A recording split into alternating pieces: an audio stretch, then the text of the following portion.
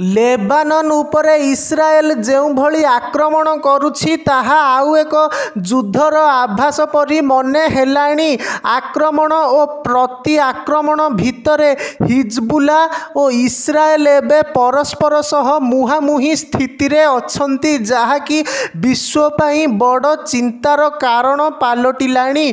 पूर्वरु दुईटी युद्ध रे अस्थिर होई पड़िछि विश्व। 2022 रु यूक्रेन रूसिया युद्ध आरंभरू भयंकर प्रलय देखिबाकू मिलुछि। यूक्रेन रो विभिन्न अंचल रे अतर्कित आक्रमण करी नरसंहार करुछि पुटिन बाहिनी।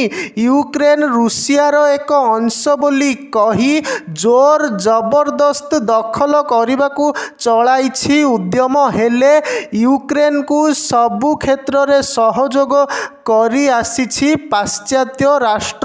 यूरोपीय संघ समेत नाटो देश मध्य यूक्रेन को सामरिक सहायता जोगाई आसुछंती, जहा फलरे 2.5 वर्ष धरी रूसिया सेना को सामना करिबारे सफल होईछि।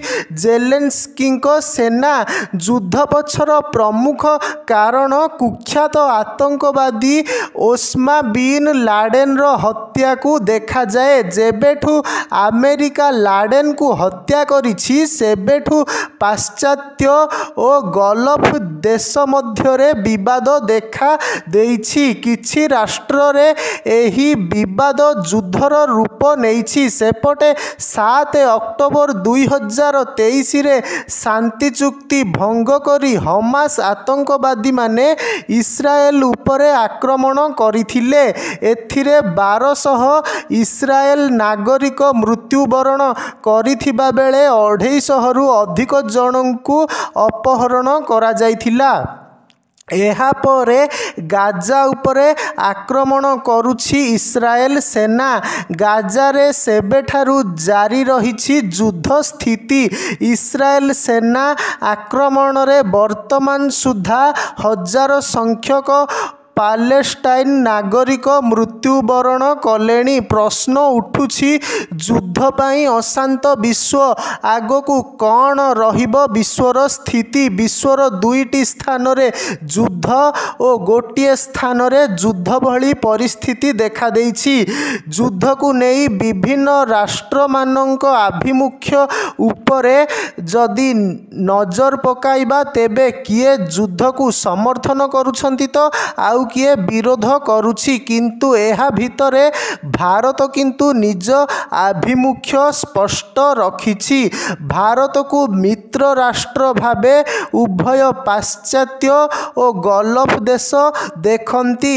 अन्यपटे आलोचना ही समाधानर बाट कही युद्धभूमि को जाई राष्ट्र नेता को भेटी मध्यस्थता करुछि भारत। एपरिकी किछि राष्ट्र निज आडू भारतर हस्तक्षेप लोडुछंती। उभय पाश्चात्य और गल्फ देश उपरे भारत अशोधित तैल को नहीं निर्भरशील। युद्ध बढ़िले बा संपर्क प्रभावित हेले तैल आमदानी बाधा प्राप्त हेबा आशंकार मध्य भारत रहिछि। एभली स्थिति शर्त और स्वार्थ को दृष्टि रे रखी मोदी सरकारक नेतृत्व रे युद्ध रे भारत निजर आभिमुख्य स्पष्ट और स्थिर रखिछि।